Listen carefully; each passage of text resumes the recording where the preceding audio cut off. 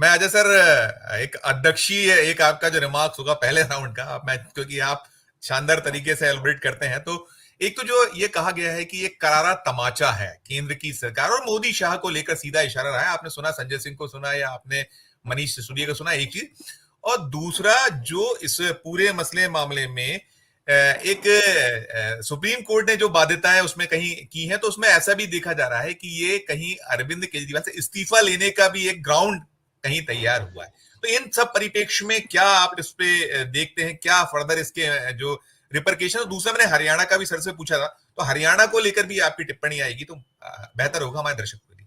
Ajay sir. देखिए, मैं एक तो ये समझता हूं कि तमाचा तो है नरेंद्र मोदी और अमित शाह के गाल पे, और बहुत कायदे का तमाचा है, इसमें कहीं कोई दो राय नहीं सर। इससे वो बार बार एक्सपोज हो रहे हैं कि किस तरीके से वो मशीनरी का दुरुपयोग कर रहे हैं और सारी चीजें।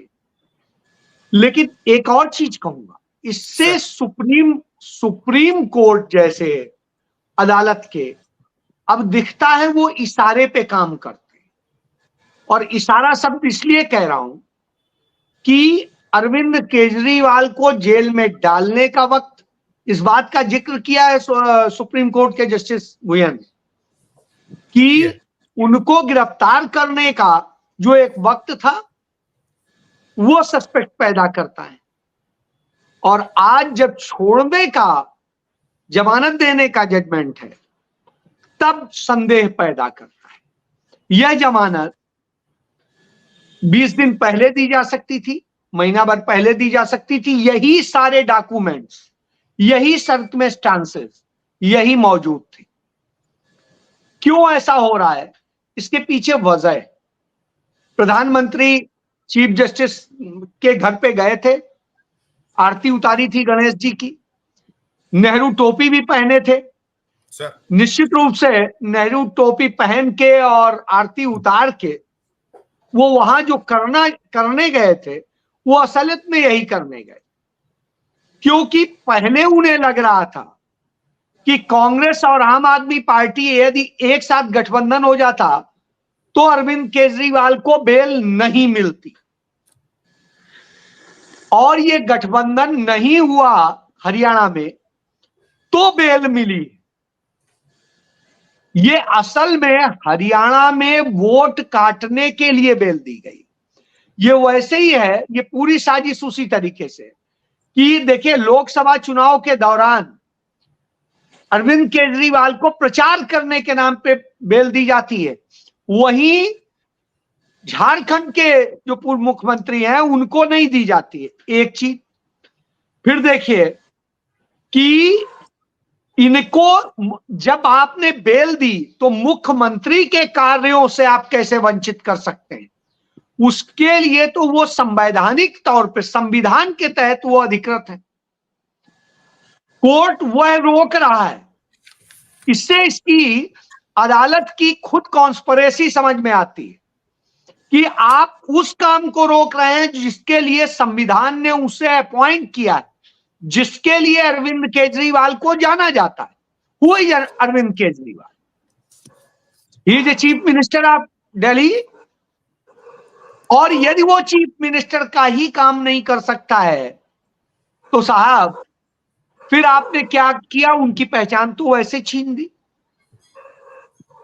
भाई। तो कुल मिलाकर के इन्होंने जिस तरीके से खेल किया है वो इसलिए किया, ये बहुत वैसे करते हैं, तो इनका सारा खेल असल में एक साजिश की तरह से होता है। और ये नई साजिशें, जैसे मुझे लगता है शायद अरुण जी बोल रहे थे या दिनेश जी आप, कि ये अगली भी तैयारी करेंगे, निश्चित रूप से करेंगे, मैं इससे इनकार नहीं करता हूं।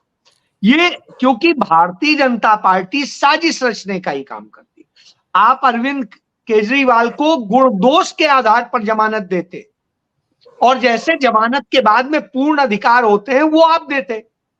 आपको, आपने बेल बांड भरवा लिया, और क्या शर्त लगाएंगे भाई? शर्त सीमित सी होती है, असीमित नहीं होती, और यहां असीमित शर्त, और यह जमानत के जो नियम है उसके विपरीत है। इस तरह की आप शर्तें नहीं लगा सकते कि आप हमें अपने संवैधानिक कार्य नहीं करने देंगे। आप कहेंगे बीवी और पति साथ रहेंगे लेकिन एक दूसरे से रिलेशन नहीं कायम करेंगे, एक बेड पे नहीं सोएंगे, अपने बच्चे से नहीं मिलेंगे, अपने रिश्तेदारों से नहीं मिलेंगे। ये आप क्या बता रहे हैं? लेकिन आप जाके प्रचार करेंगे, आप हर काम कर लेंगे बाकी, लेकिन ये नहीं करेंगे। जो आपका नैतिक कार्य है वही आप नहीं करेंगे। तो यह इस बात को बताता है कि भारतीय जनता पार्टी सिर्फ और सिर्फ साजिश करती है, और उस साजिश में अब सुप्रीम कोर्ट भी शामिल है, चुनाव आयोग भी शामिल है। और वो भी हमने देख लिया, चुनाव आयोग की साजिश का खुलासा हुआ हरियाणा में। भाजपा ने कहा तारीख बदल दो, तारीख बदल गई। ऐसा पहले कभी नहीं हुआ था हरियाणा के इतिहास में, पहली बार हुआ। इसी तरीके से तमाम चीजें होती हैं। दिनेश भाई बैठे हुए हैं, इनके राज्य में पहले सारी मशीनरी का इस्तेमाल करके कि हिमाचल में सरकार ना बने कांग्रेस की, सारा काम किया लेकिन बन गई, पूर्ण बहुमत से बन गई, अच्छे बहुमत से बन गई। तो साहब कैसे सरकार गिराई जाए इस पर काम हुआ। जब उसमें असफल हो गए, सारी रणनीति फेल हो गई, तब क्या करें? तब उसके बाद में इन्होंने किया ये कि भाई ठीक है, अब ये नहीं तो अब वहां हम सांप्रदायिक दंगे कराएंगे। और तब से लगातार इसकी कोशिशें हो रही है, एक नहीं 1 दर्जन ऐसी कोशिशें हो चुकी हैं, और आज भी मंडी में ऐसी कोशिश की गई है। तो ये इनका, ये असल में साजिश रचने वाले लोग हैं।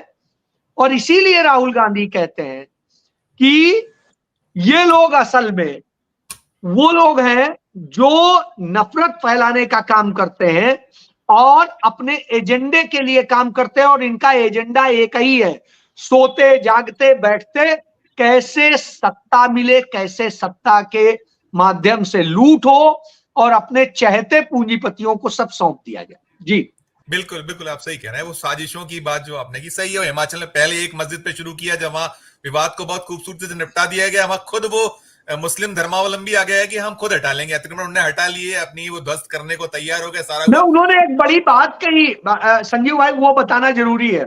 उन्होंने कहा, एक ये भी आपको साथ में बता रहा था अपने दर्शकों को कि मध्य प्रदेश में तो ये हुआ, एक जिले के एसएसपी ने कोशिश की कि दंगा ना हो, उसने वहां रोकने की कोशिश की, वो दंगे को उसको कहीं उसका राजफाश कर दिया, मुकदमे कायम कर लिए भारतीय जनता पार्टी या भारतीय जनता युवा मोर्चा के लोगों के पास। अगले मतलब रात में उनका तबादला हो गया। वो चाहते थे कि दंगा हो जाए अफवाहें फैलाकर। तो वो आप जो कह रहे हैं सच कह रहे हैं। जी आप करिए, फिर मैं बस एक लाइन बोलूंगा कि आप देखिए, जो मुस्लिम समुदाय गया और उसने जो एफिडेविट दिया, एप्लीकेशन दी कि हम खत्म कर लेंगे, उससे जब पूछा गया कि आप ये क्यों, तो उन्होंने कहा हम चाहते हैं कि हम अपने इन भाइयों को तकलीफ ना हो, इनके साथ मोहब्बत से रहना चाहते हैं। तो राहुल गांधी का जो मोहब्बत का मंत्र है वो इनको परेशान किए हुए। जी अच्छा सर, मैं आपसे टिप्पणी इस पे चाहूंगा कि जो गणेश वंदना जो हुई, जिसको लेकर देश भर में चर्चाएं खूब रही, आज सुप्रीम कोर्ट का जो जिस तरीके से रवैया रहा, उसको उस आलोक में भी लोग देख रहे हैं। उस पर हालांकि चुटकियां जो ली जाती हैं कि वो गणेश वंदना असफल हो गई, तो यही इलाके में कंक्लूड करूंगा आपकी टिप्पणी सर। देखिए, मैं एक चीज कहता हूं कि कभी भी मैं किसी धार्मिक उसमें जाने का विरोधी नहीं हूं। मेरा मानना है कि जिसकी जहां आस्था हो जाए, और बहुत अच्छी बात। लेकिन जब आप संवैधानिक पदों पे बैठे हो तो उस गरिमा का भी इस्तेमाल वो कीजिए, उसका मान रखिए। और जैसा अभी अरुण भाई ने कहा था, मैं उस बात को ही कह कि हाँ, हमें उस गरिमा का ध्यान रखना चाहिए। लेकिन गरिमा का ध्यान कब रखेंगे? जब आप अपने पद की गरिमा का ध्यान रखेंगे। मैं अपने पद की गरिमा का ध्यान नहीं रखूं और मैं चाहूं कि संजीव जी मेरे उसका ध्यान रखें, तो ये तो संभव नहीं है। और ऐसी स्थिति में हमारे चीफ जस्टिस ऑफ इंडिया ने उस गरिमा का ध्यान नहीं रखा। यह सरकारी कार्यक्रम होता, प्रधानमंत्री जाते, आरती नहीं सब कुछ उतारते, कोई आपत्ति नहीं। वहां तमाम लोगों को बुलाया गया होता, वो आरती उतारते, कोई समस्या नहीं थी। बिल्कुल निहायत निजी। आप एक चीज समझ लीजिए, किसी व्यक्ति को आप अपने घर में किसी अपनी निजी पूजा में शामिल होने बुलाते हैं तो 2 कारणों से बुला सकते हैं। मैं तो निजी तभी बुलाता हूं जब मेरा निजी संबंध होता है। बिल्कुल। लेकिन दूसरा एक और भी कारण होता है, जब हमें स्वार्थ होता है, लालच होता है। तो साहब क्या लालच था, क्या वो था कि हम उन्हें बुला रहे हैं?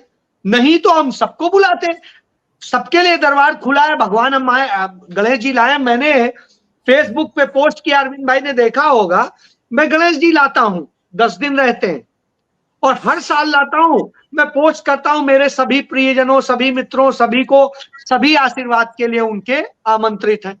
जो आता है प्रसाद खाता है वो आता है, स्वाभाविक सी बात है, वही आता है जिससे निजी रिश्ते हैं या जो सुविधाजनक पास है। अब अरविंद भाई आना चाहे तो दिल्ली से चंडीगढ़ आना पड़ेगा, तो ये वो करेंगे।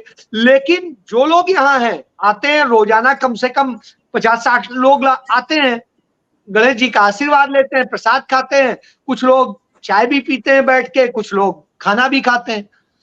तो ये मैं 10 दिन पूरा रखता हूं। लेकिन मैं ये कह रहा हूं, ये मेरा अपना निजी, इसमें मैं कभी भी संपादक रहा, प्रधान संपादक रहा, मैंने कभी इस्तेमाल नहीं किया। वो अलग विषय था, ये अलग। मेरे स्टाफ का पीएन आता था, मैं उसको खुद सर्व करता था, पानी और सारी चीजें खुद सर्व करता हूं। तो ये इस बात का है कि मैं उनकी, यहां तो सिर्फ पद के कारण, किसी लालच के कारण या कोई दूसरा कारण है। बिल्कुल, तो बिल्कुल। ये कारण बहुत बड़ा विषय है। सवाल इसलिए खड़ा है, मनमोहन सिंह जी ने भी जो रोजा अफ्तारी की थी, सरकारी कार्यक्रम था, अरविंद भाई तो पार्ट है, तो सरकारी कार्यक्रम था, सभी आमंत्रित थे, चाहे नेता प्रतिपक्ष हो, चाहे दूसरे दलों के नेता हो, चाहे सरकारी अफसर हो, चाहे जजेज हो। तो सरकारी करिए ना, आप कर देते हैं, सुप्रीम कोर्ट पूजा करेगा, देखो एक बहुत अच्छा लगता। एक लाइन में अजय सर ये था, जो संदेश देने का प्रयास था वो कहीं सफल नहीं हुआ, ये कहीं निकल के आता दिखता है कि नहीं, मैं यही तो कह रहा हूं, वो एक्सपोज हो गया, यस नंगे हो गए। गणेश जी ने इनके, जैसा भी अरुण भाई ने कहा था, भगवान ने इनके कपड़े उतार लिए, इन्हें नंगा कर रहे हैं और रोज कर रहे हैं, चाहे बुलडोजर पर हो, चाहे इस पर हो, और चाहे अरविंद की बेल पर। जी।